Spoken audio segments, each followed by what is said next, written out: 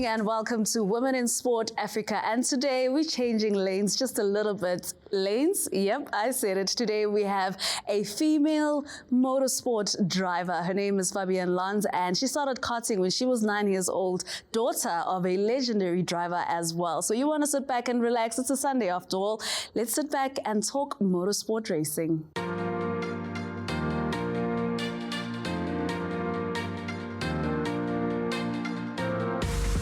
Fabienne, thank you so much for joining us, looking lovely in your dress.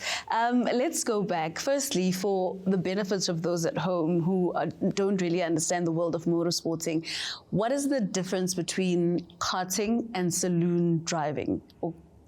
Yeah, that can be quite confusing as to, what is what. So karting, most people think it's either for children or some people think that's only for grown-ups, and leisure karting, which you do in the mall.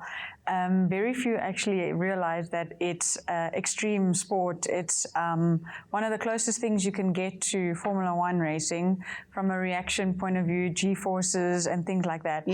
Speeds can go like 250 kilometers an hour. So it's a very nippy-wizzy kind of vehicle, if you want to call it that. So that's karting. Yes, and then saloon car racing is all your cars that you see on the road. That's the best way to describe it or compare it to. So South Africa is very popular with hatchback racing, Polo Cup racing, and then you do get your category that's called GT3. And then that in simpler terms is Mercedes, BMW, your M3, M5s. It's that league of racing, Okay, so very male dominated. But I want to take it back to the early days in the Lanz household. Of course, your parents coming from Switzerland, and which you were born in South Africa. So what did growing up in, I suppose it was all motorsport at home because of your dad? Yes, environment was very motorsport and car related. So he had a workshop, Targa Motors. So from I don't know, he started it before I was born. So that was my playground, if I can call it that. I was, or still am, very much a girly girl. So I did ballet before racing. And when they got a bit too technical, I thought, no, I want to try something else. And as most of us, we go to some indoor kart racing track. And that's where it started for me. And the bug bit, and I just liked the complexity of it. It's very difficult in a sense of you got to set up engine, handling, tires. There's so many things that are involved in around just driving. And then perfecting the art of getting that together with the weather conditions is what then set the road for me to go into motorsport. So like in your household, you're only 9 years old and now you're exposed to this world of motorsport through your dad, who was also a saloon car driver. How is he in any way influencing you to say, I see the ballet thing, but, there's something else? So what's nice in our family dynamic is my sister does show jumping. So the parents were very like extreme sports and go and explore it. I am the youngest of 3 children and very close to my dad. So I went everywhere he went. So racing was, again, I was just there watching the other people race and watching them and then having the dream of this could be me one day. And I really want to pursue this. And I mean, when you start at such a young age, I'm sure other girls are not understanding this obsession. I mean, we would just want to play with Barbie girls and wear pink and, tutus and all. How are you navigating that at such a young age as you grow older? Yes, so not many women race. We see it more and more with girls coming through the ranks. I think the F1 Academy is really great for that exposure, and I think there is social pressure to try and get more girls into the sport. But yeah, growing up, there weren't many. So my hero, if you want to call her that, was Tanith Gardner. She always was pink. So she actually gave me one of her pink suits. I still have that today. And, that's something close to your heart because there's not many. And when girls connect, the few that are there to try and how do you do this is really special. But I think the number one most important thing is when the helmet's on, I'm there to win the race, regardless, men, women, whatever it has to be. I am here to do my little world of what I'm doing inside the car. And if we then cross the finish line first, then great. Yes. At which point are you saying, okay, this is becoming more than a hobby. I want to do this competitively? I think that was from the word go. There was no, my dad always said you have to put 110% effort. Yeah. It wasn't really like where you finish was important. It was just about putting the effort and discipline into the sport. And I think that goes in any single sport that the children do. If the parents can just support them as to they must give the full effort, and then, you know, the world is an oyster, where does it take them? So now I'm trying to track through your schooling career, at which, like, primary school, high school, when is it becoming more and more of a serious thing, you and karting? I think it's more high school. Primary school was like the learning years, if I can put it that way. Yes. It's really trial and error. It took me, I think, 6 years before I actually won my first race. That's a lot of perseverance, you know, with today's world that wants instant gratification. That's like unheard of to go so long. Yes. But I wouldn't change a thing. It taught me so many things where my dad really let me just explore. He was like, go do your thing, learn how to do things. And then just go. And when I was about 13, 14, that's when things started to shift, where, if you want to call it, I was ready now. Okay. And I started winning a lot of races, and then the championships started coming, you know, and then you go through ups and downs. And a lot of people think it's a lot of hard work to get to the top step. It's actually harder to stay there. That's the trick. Yes. But now, when you're 13 and 14 years old, do you remember your first competition, and what does the track look like? Is it young boys, young girls mixed together, or you were supposed to race with girls? So always mixed racing. There was never a girl division. If anything, I was the only one. Maybe there's one older, one younger. There wasn't many at that time of racing. In the later years, you could see the girls, they were getting a bit more and more.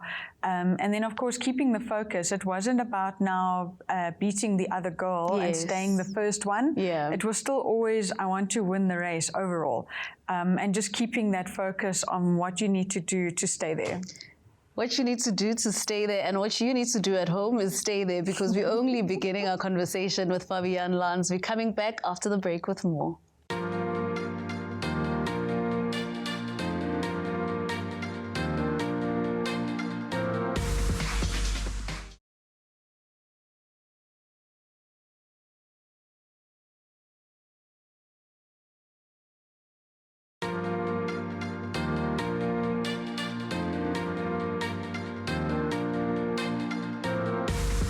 Welcome back to Women in Sport Africa, and our conversation with Fabienne continues. So you're starting racing now, you're 13, 14 years old, and as you said, you're starting to win the races. I'm sure it feels good, it feels right at the time.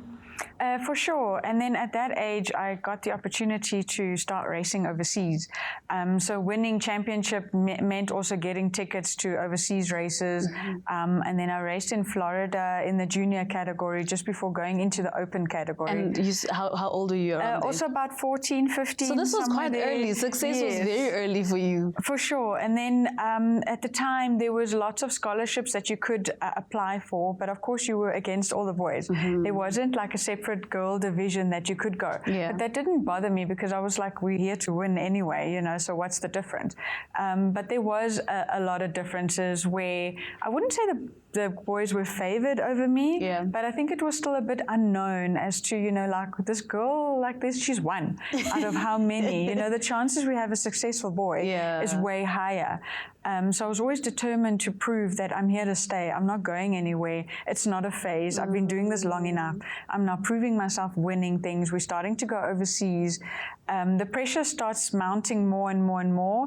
Again, learning, trying to get to finals, because when you race overseas, you're up against maybe 80 to 120 people, of which they put you in different groups, and then eventually you race for 4 days, and on Sunday you're in that final group, and it's this rat race just to get into that final group. And of course, it's a win when you're in that final group, and then it's like, okay, now we're 36 people, but now we still want to try and get to that first spot. So it's very, very hard. It feels like it's something that needs a lot of resilience. And I'm trying to comprehend and understand that you were so young, you know, and it sounds like I'm talking to someone who's saying, yeah, then in my 20s I started going overseas, but you are still in your teens. Yes, no, for sure. And then traveling, you can't go alone. So parents have to go with at least mom or dad to try and have that constant because you're in a country you don't know.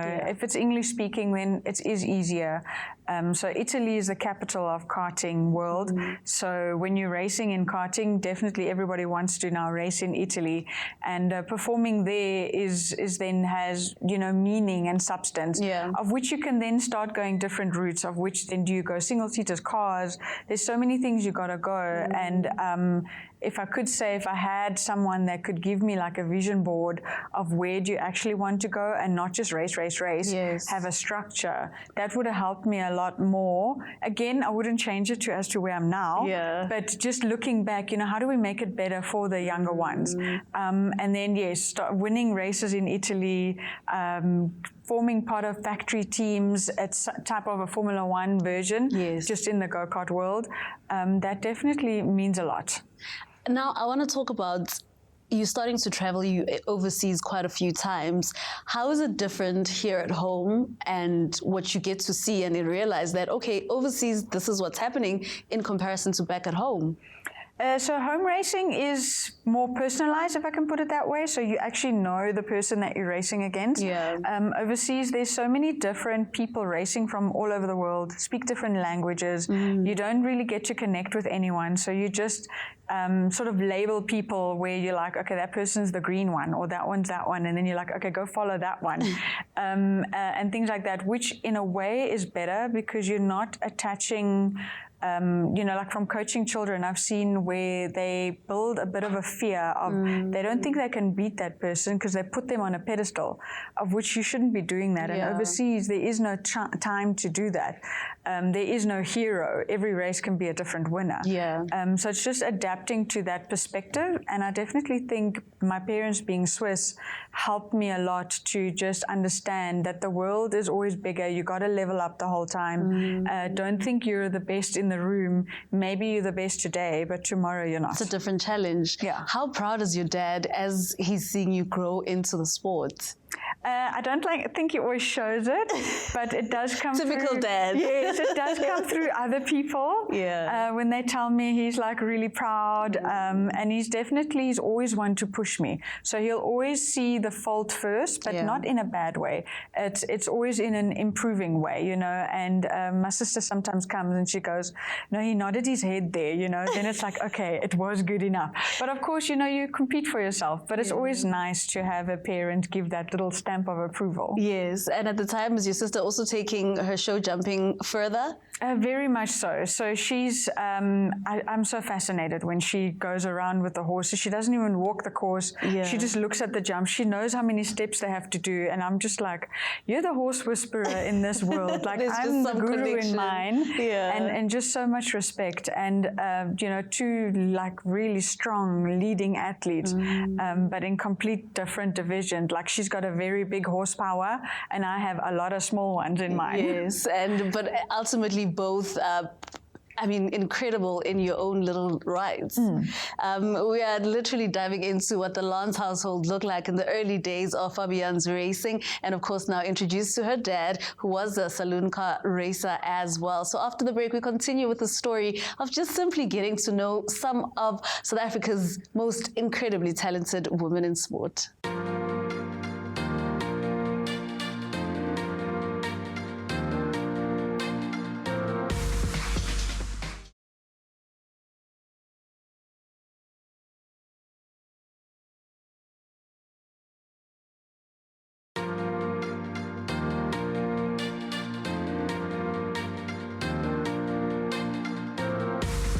Our conversation continues with the motorsport pioneer in South Africa. Fabienne, I want to talk to you now about 2015, which was quite a historic year for you. And anything you Google where your name is concerned, it'll talk about that 1, 2, 3 podium finish where it was 3 females. Take me through that race. Where was it and how did it happen that 3 females finish on the podium? So that race must be in Vereniging. A lot of good things happened in there. Yes, that was local. So speaking of that track, there's what comes to mind is a lot of firsts. So that was the first of that one. I also hold a lot of records there, lap time wise. So that that year was very interesting, where there was a bit of a boom of racing girls, and at the time, I'm sure it's Ivana, it's Temple now, and Shannon Jackson, she got married as well now, and they've been racing for a while at the time.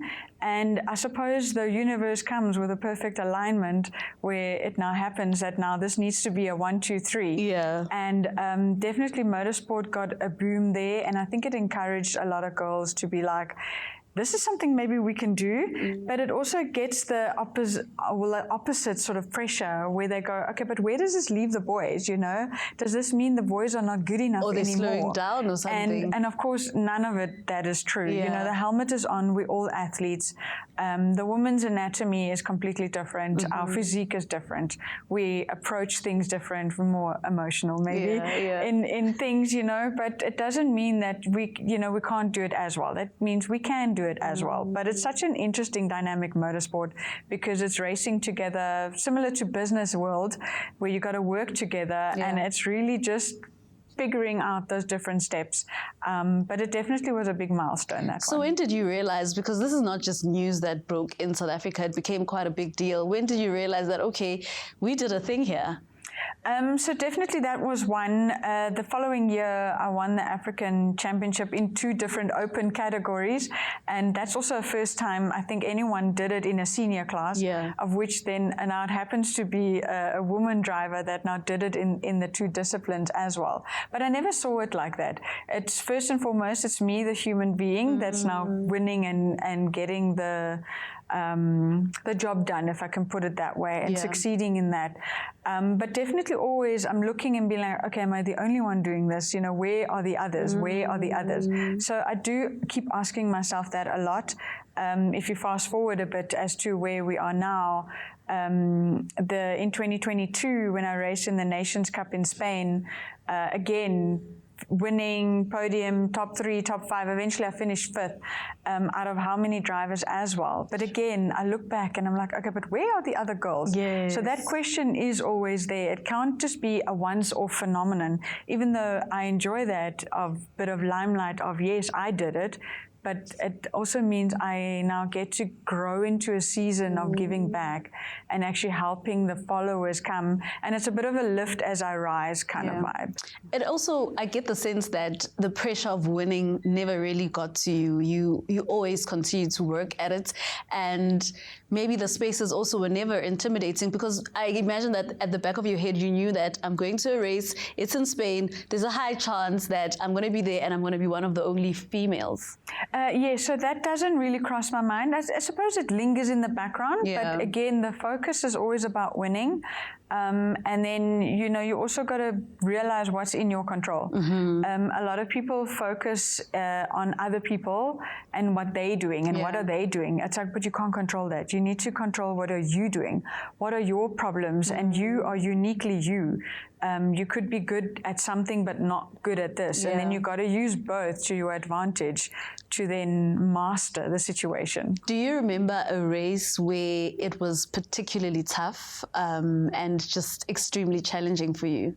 I think it was in France. The weather was like snowing, dry, raining, and so on. Cape Town weather in one day. Yes, exactly. And it was one of the Euro challenges, I think, in the Rotax series. And that was one where I was like maybe early 20s, and I was like, I wonder if I don't have it anymore, or like, why is luck not on my side? And then there was that one breakthrough race where everything just worked, and I think I came from like 15th to 4th, and I almost got a podium, and I was like, no man, you've got this, you know, you just keep going. So you then transition into saloon cars. When does that transition happen, and what inspired the change? So I like challenges. I can't race one category too long. If I master it, I win it. I got to be like, okay, now what's next? Otherwise, it's in motorsport language, it's like revving in neutral. So you got this going, but you're not actually going anywhere. And I think that's anything in life is exactly the same. You got to be in that sort of little bit uncomfortable zone. Then you're growing, but then you're actually becoming a better human being. And that's when I was like, okay, you've won so many championships in karting. Why don't we go cars, you know? And then it's like, okay, dad was good in cars. Do I think, again, you go in this, say, oh, can I also do this in cars? Isn't it scary? I imagine all of it is scary because there's speed involved, but in the differences of karting and saloon car, since it's an actual car, I would imagine that maybe it's a little scarier. So the biggest challenge for me was definitely the body roll of the car. It's a lot heavier, and you don't sit so low. But the finesse from the karting really transitions in there. And I know like now that I do endurance racing in the backdraft Cobra, my teammates know when they get in with me, it needs to be 100% perfect. And when it's perfect, we will go fast and we'll go far. And I'll always bring it home. And then, maybe I need to be in a car with you so that I can understand it all. But our guest today has been Fabienne Lanz. Thank you so much for joining us. Next week, when she comes back, we're talking about the Motorsport Girls Academy camp that she'll be hosting in July. So from 13 years old to 23, right? Mommies, if you have a girl around that age group, then next week Sunday at 6 p.m. you want to watch Women in Sport Africa.